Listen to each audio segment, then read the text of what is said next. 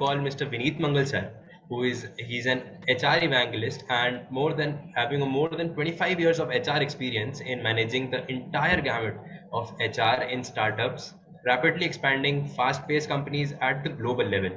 He has currently set up a boutique HR consulting in India and worked towards expanding the same in the Middle East region and have hands-on experience in setting up HR practices. Welcome, sir. Over to you.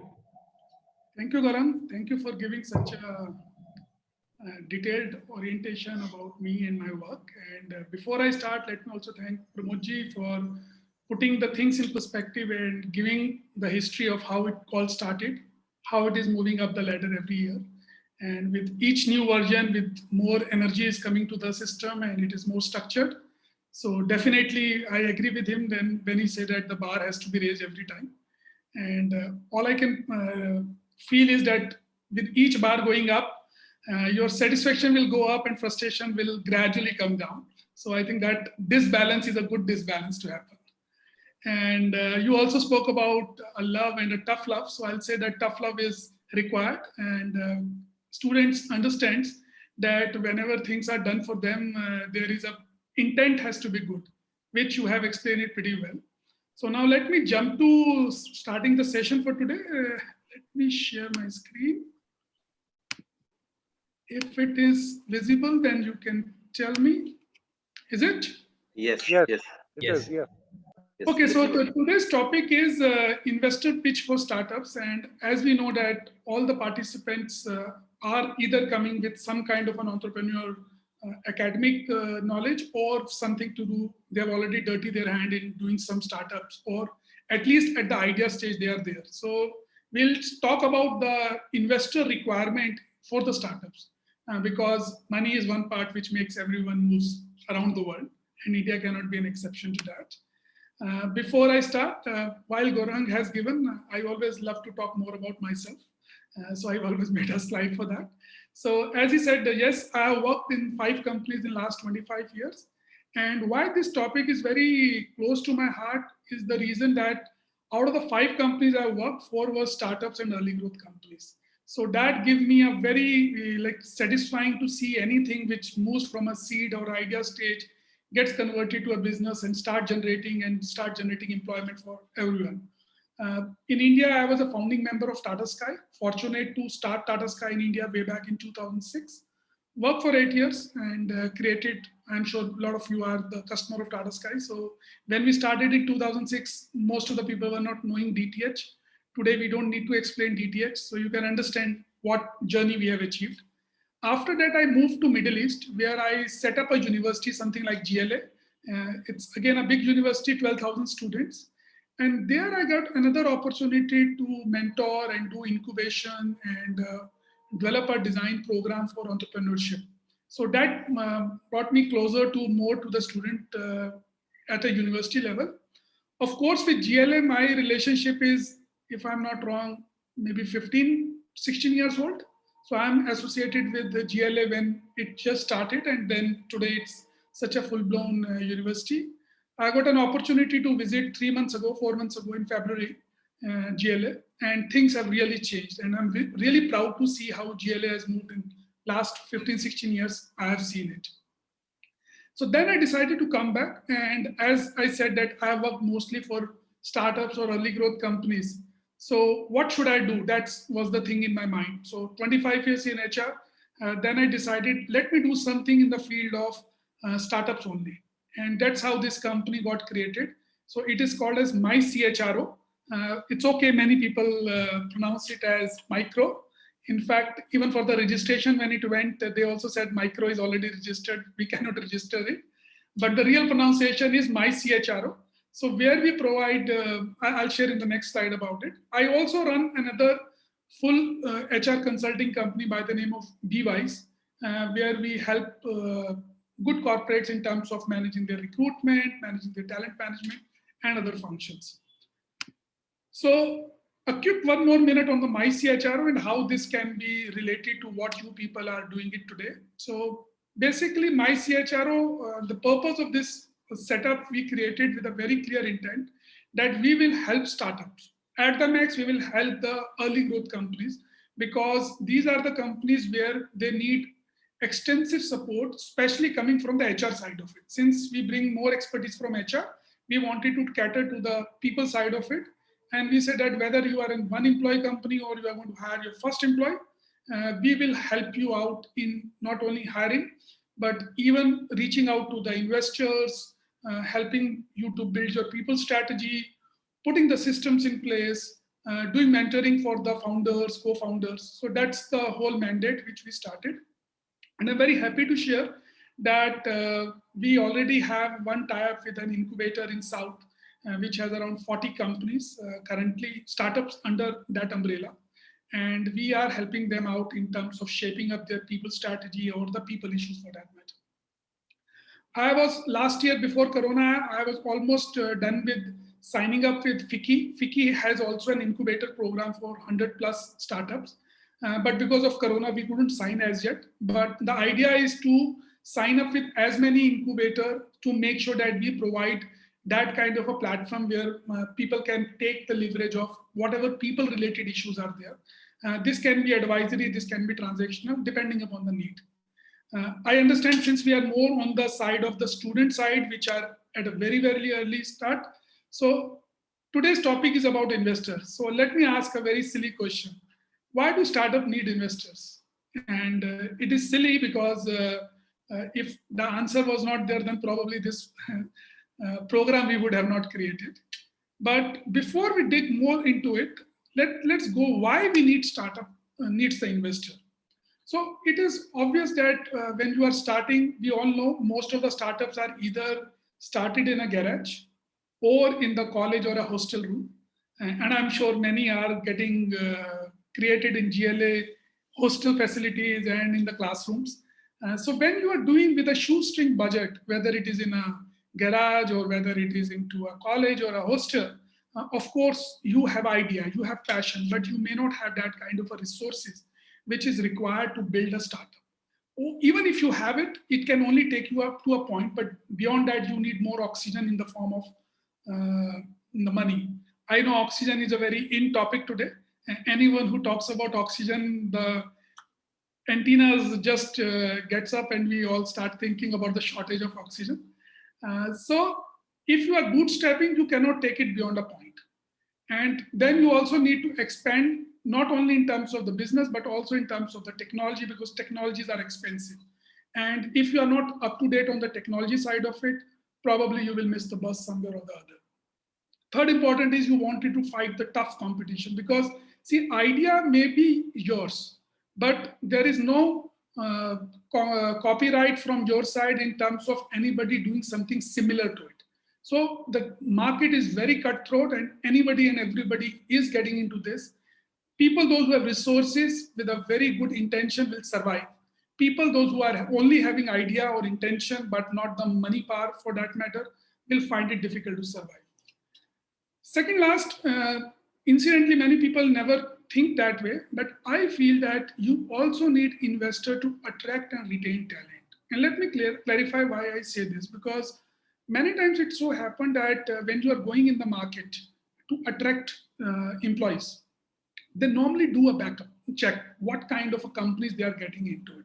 Obviously, as a startup, you may not have created a brand so far, and you are in the process, but they always look at who is backing this startup.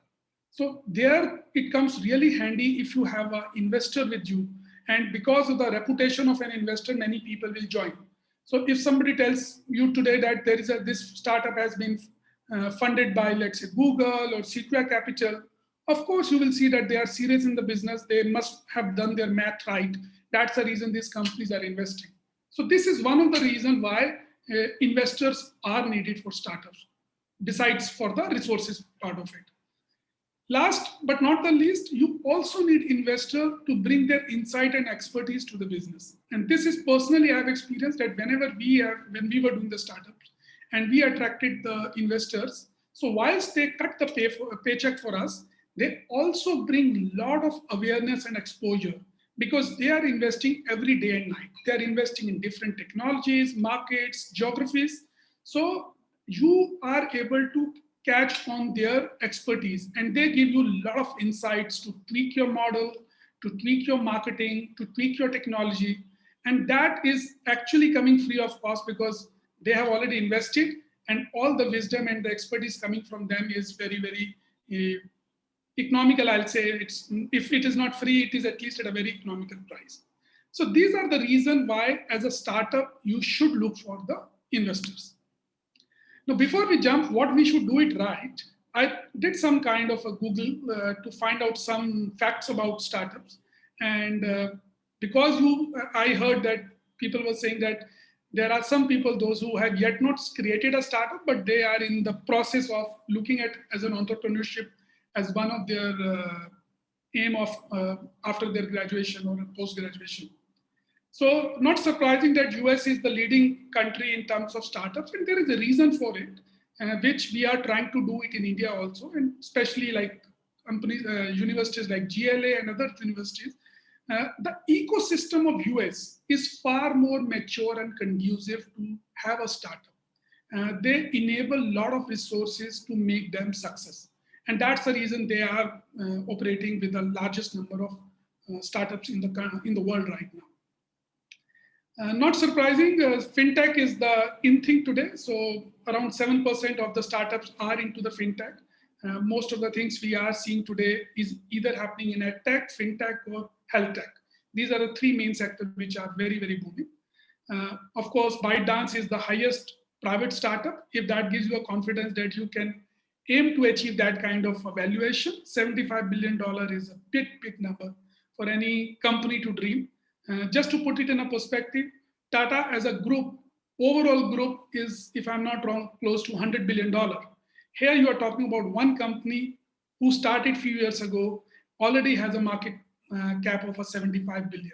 So that's the potential with which you people can experiment with your idea. And my suggestion to all people is to always dream big. Always look for your referencing, which is going to be like the best in the world. Do not try to be myopic, looking at one or two places. Look beyond your particular horizon and aim for really big things in life.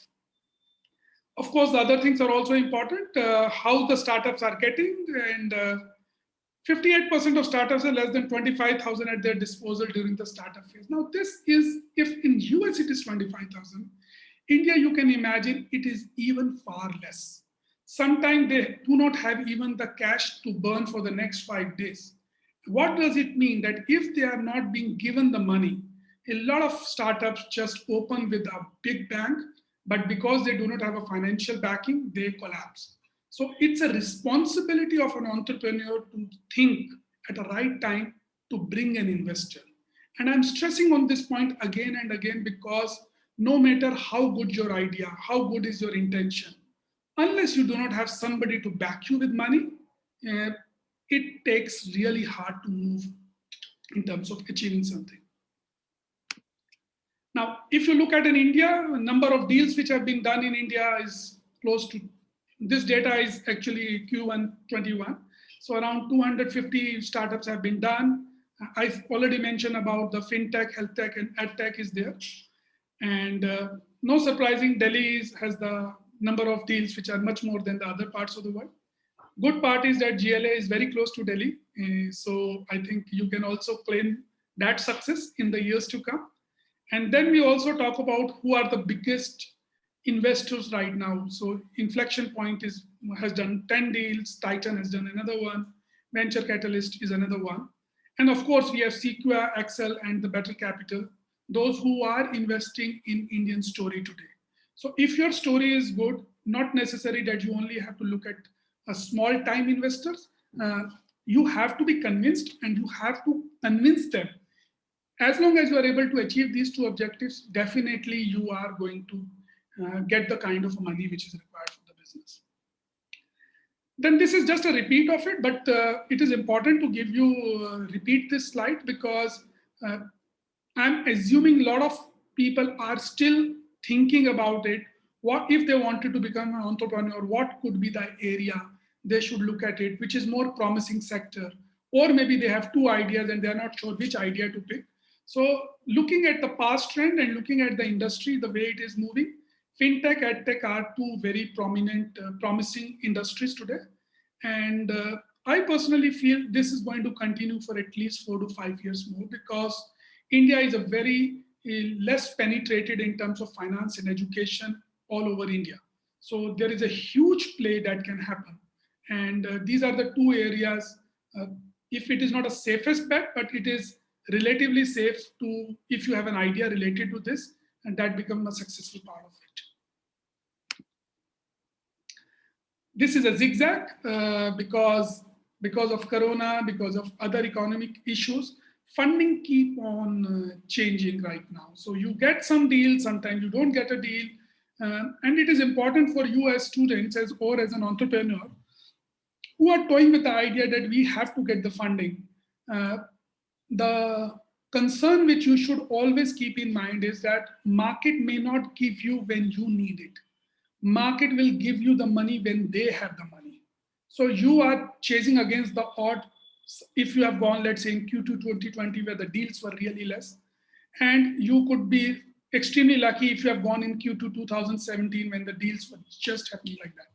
So the timing is very important, and you have to be very sensitive to how market is operating right now. So this chart, I think, as an entrepreneur, should always be there in your radar, just to know how the market is right enough for your business.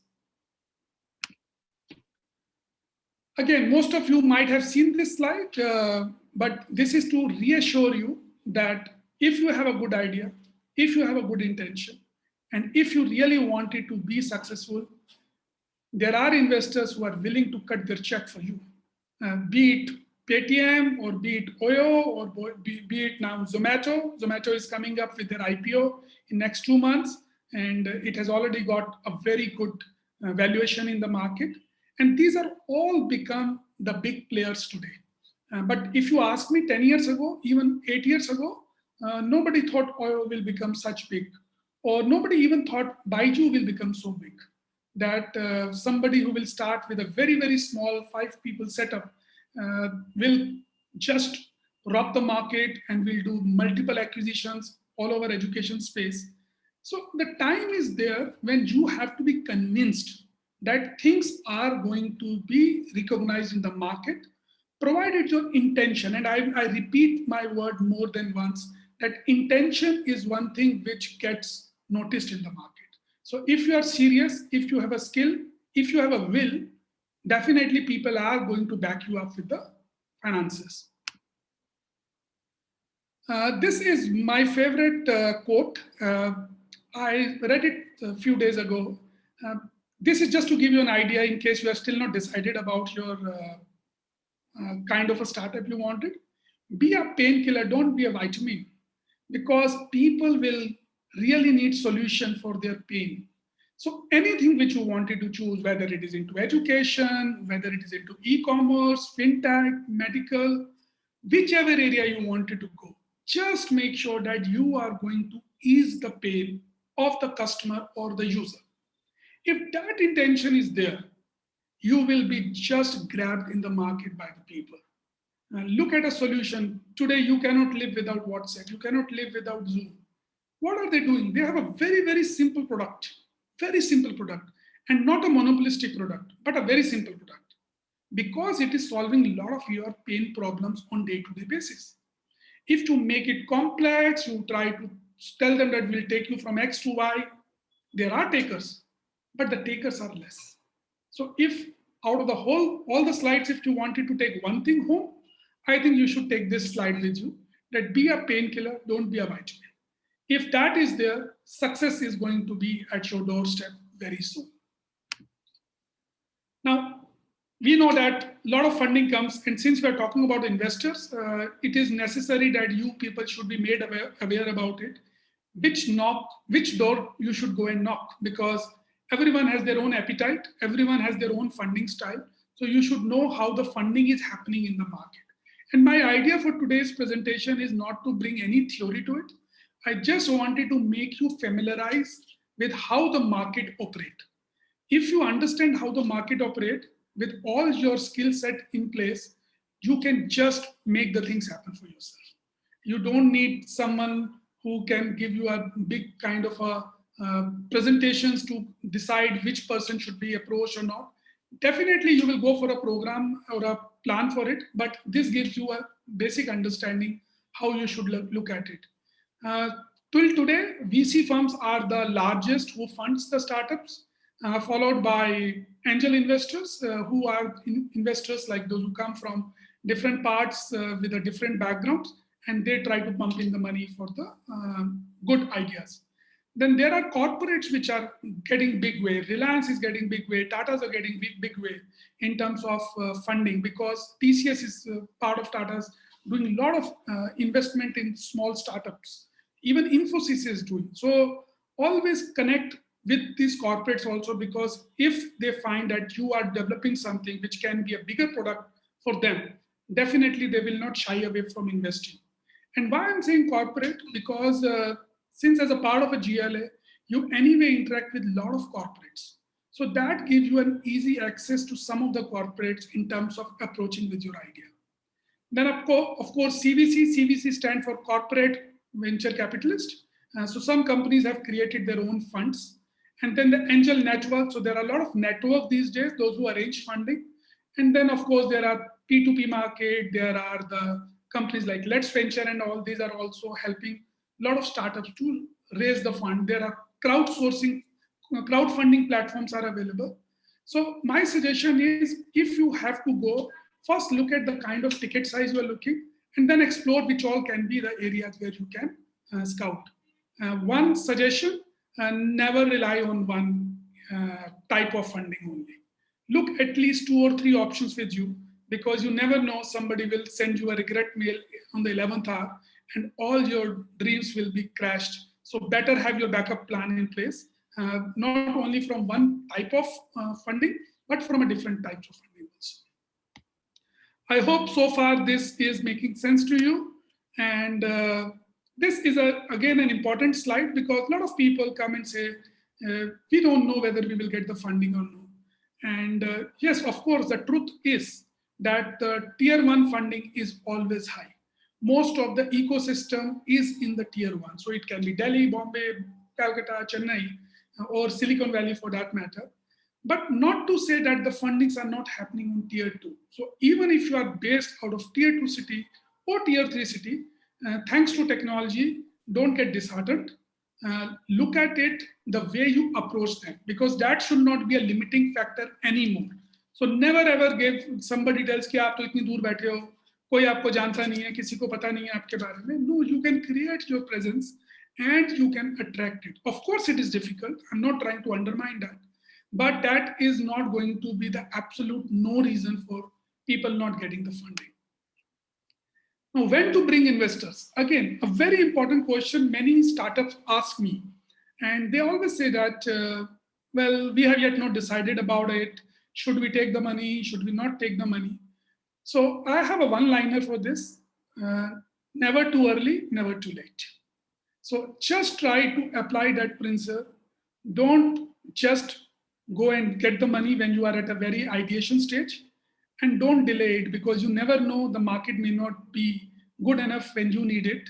And there is a quote, I'm forgetting the name of a person. He was asked when he was launching the IPO for one of the company in India. They said, when you would like to go for an IPO? And this gentleman, who is a very seasoned accounts finance professional, he said, when the market is willing to bet on me. So when I am ready is one part of it. But if the market is ready for me, that is another part of it. So never too early, never too late. But to put it more in the perspective, yes, when you should go for it, at least these 4 checkbox you should always ask yourself, or ask your mentors, or ask your co-founders. And the answer should come from this. When your internal accruals are not sufficient to grow. Now, don't become like a frog that the temperature is increasing and you don't know what is happening. You think there is enough money lying in the bank, but the money leaves bank much more faster than the way it reaches to your bank. So the speed of coming out is very high, speed of going back to your account is very, very slow. So keep that thing in mind, that your internal accruals should not be depleting at such a rate that you, one fine day or after 2-3 months, you may not have a fund.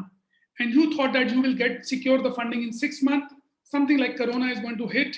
6 months can become 1 year and you don't have an oxygen to operate. That should not be done. When investment market is right for funding, I already mentioned about it. Keep on scouting the opportunities internationally, nationally, and you think the market is right to fund you or your type of product. Keep on exploring that. I always say, since I come from an HR background, many times people ask me कि हमें अपना CV कब update करना चाहिए. So I always say आपको CV तो अपना हर महीने ही update कर लेना चाहिए, because at least two things will happen. One, you will know that what you have done in 1 month's time. So there is a reality check. If you are not doing much, you should do more. And B, there is no problem in just knowing what is happening in the market and how you are stacked in terms of the orders. When the market is competitive and disruptive, most of the startups, especially as small startups, loses the game here. When I say loses the game, why I say this is because they think things are moving in a very, very sequential manner. And you are not aware somebody is going to come and launch a product you are not be able to sustain in the market. And let me give the example of Tata Sky. So when I created Tata Sky in 2006, we started with a product price at 5,000 rupees, 4,900 rupees. We got a good response. Two competitors who started 1 year after us, they launched the product at 1,900 rupees. And we were doing it at 4,900. And we thought, no, you cannot sell it at 1,900. But customer is customer. Customer said, somebody is giving me 1,900. I don't worry from where he is bringing the money. Let me take it from this. So the same thing will happen with you. If you are into a disruptive market or a very, very ultra competitive market, you have to secure your finances. Because if you have finances, you can play that game. If you do not have a money, you cannot play that game at all. And you will be knocked brutally. So don't get into that stage where you are getting knocked by somebody who has a more financial power than you. When business needs deep pockets, so this is the stage where founders really need to invest their thinking. Now, founders always think, okay, this is my business. No, your business is what requires after 5 years, what it requires after 10 years. So if that 10-year horizon you have, then you need what kind of money you need, what kind of a cash inflow will be there, what will be the cash outflow. So if the businesses are deep pockets, require deep pockets, look what kind of funding patterns you need to have. You don't need to do anything at one stage, but you always have to do at multiple stages. So keep your plan ready.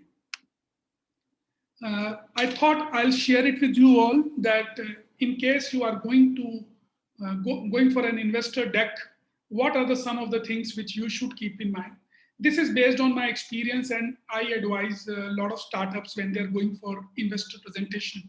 So what they should carry in their investor deck is, of course, your product uniqueness should be there. Because if your product, you are not, or I also call it as an elevator pitch for that matter, if within 30 seconds they are not able to connect with your product, or whether it's a painkiller or it's a vitamin, the chances are they may not spend too much time on it. So your product uniqueness should be very crisp, sharp, and should be a very, very compelling one. You should give some slides on the market dynamics, how the market is operating internationally, nationally, how you envisage this market was going to change.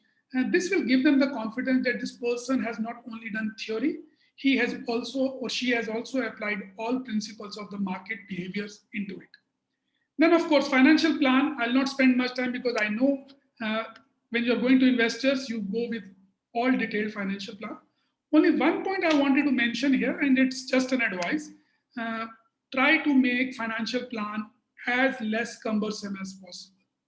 If they need more detail, they will come back to you, but don't load them with so much of data that they find it difficult to draw conclusions out of it. Keep a very, very broad figures and let them decide. If they want details, present with the details, but do not go make it too overcomplicated kind of things. These days, I'm also seeing with the founders that when they go for investor, specifically investors are asking today that what is the technology roadmap? When your technology will become obsolete, what is the plan you have for that? How you are going to fund that, and how you are going to migrate the business from this. Another very important thing you must keep in mind when you're going to an investor. Talent strategy, of course, as I said, like in my CHRO, we focus a lot on talent strategy because After technology, another T which is important is talent. And they know that if the talent is not there, no matter how good you are, how much money you have, you cannot execute it. So come out with a strategy, how you will reward them, how you will ring fence them, what kind of a retention plan you have for them. Everything should be there. And second last is founders credibility. Now when I say the founders credibility, uh, I'm sure everyone is doing their sincere efforts, but try to bring whatever you can to make convincing pitch about you as a founder, because it can be in terms of your academics, it can be in terms of your connections, it can be in terms of your sincerity. But investors these days also look what kind of a thought leader you are. What is the credibility you bring it to the table? Why should they give the money to you and not to somebody else? Because the money is limited. If they're not giving it to me, they will give it to somebody else. Now, if they have to invest in me, they have to believe in the credibility of a founder. So that is very much important. So these are some things. Of course, backup plan. You have to be, your backup should be your front up plan, if I can put it that way. Always be ready for it.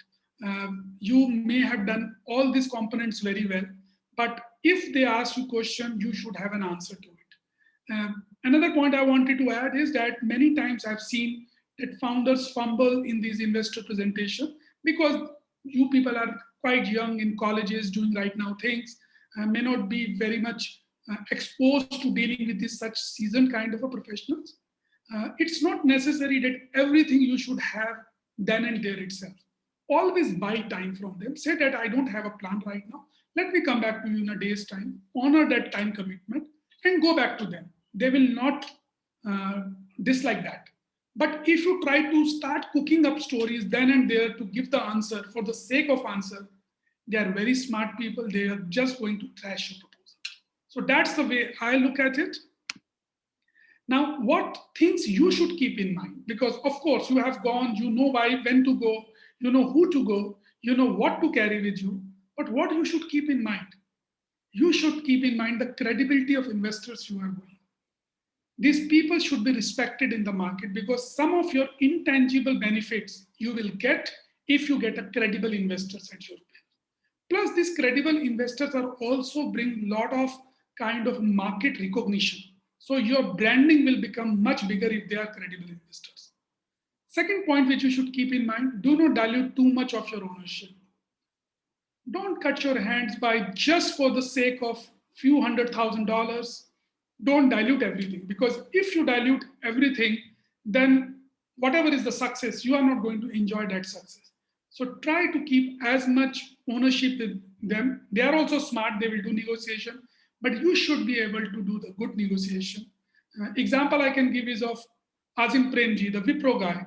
Today he holds one of the largest equity, I think if not 75, closer to 70-75% of Wipro. Had he diluted it at a faster pace, he would not be into that kind of a controlling stake in Wipro. Second last, do not lose the grip of running the business. Your idea is your idea. Converting that idea through an execution is your responsibility. Do not outsource it for the sake of few 100,000. Always keep the operating rights with you, that you run the business. You remain the CEO of the company or a founder of the company. Never ever try to compromise saying, boss, $20,000 le lo, business hame chalane. So no, because that is not the passion with which you have started. If it is reached to a stage you want to sell it, it's a different story. But at an initial stage, do not run away from running the business. Last, the legal intricacies and legal liabilities. You all are kids. You are just getting into the market. You have to read between the fine lines. Things are put in such a way that if it is not due diligence is done, it may land up that you have created a very big empire, but because some things you have signed then or the legal intricacies you ignored those days are going to cost you a bomb in the long run. So never ever take it lightly. Get it vetted from lawyers, get it vetted from your circle or mentors, but just don't sign on the dotted line just like that. Please do it, because the impact of this will not be in year 1, year 2. The impact will be on year 5, year 7, when you really wanted to encash and somebody will say कि आपने उस दिन वो sign कर दिया था, now you have no rights over it. So be very careful. These are the 4 things I think as an entrepreneur or somebody who wants to get into entrepreneurship must keep in mind. Uh, this gentleman is one of the, I think, everybody's favorite because of the work he has done. And wear your failures as a badge of honor. Not all startups will be successful. Not all your ideas will get the funding. Not everything which you are planning in your garage or in your hostel room will see the light of the day. Don't get disheartened. A lot of work has to be done. Feel that you are doing some achievement by way of contributing to the society. If that is done, sooner or later, the recognition will happen in the market. Don't get disheartened. And not only you, I think most of the time in India, I have seen that there is not a very much of an encouraging entrepreneur clubs are here in India. And I'm thinking it from last some time to start this club. Maybe I'll do some kind of partnering with some. There has to be an entrepreneur club where they should come and bounce their issues and worries, and somebody should be, when your chips are down, your morale is down, somebody should back you up, somebody should motivate, and you should also do the same. So your responsibility is not only to motivate yourself, your responsibility is to motivate your other entrepreneurs, those who are studying with you, those who are around you every time when you see them not in a good shape. So with this, I think I've taken enough of your time. Hope you have liked what I've presented to you. I'm always available to have a discussion on anything which if I can add value to you at any stage of it. Manojji has my number and coordinates. I'll be more than happy to answer other questions also. So thank you from my side.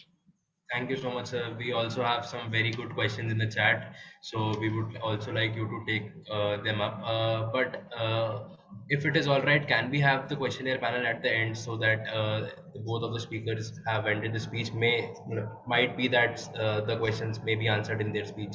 So if you are okay. Gaurang, the only problem is I have another conference call after 15 minutes. So if I can answer, because I have to log off. Gaurang, you can take one or two questions quickly. No issues, sir. Okay, so we whichever have question you feel, you can raise it and I'll try to answer.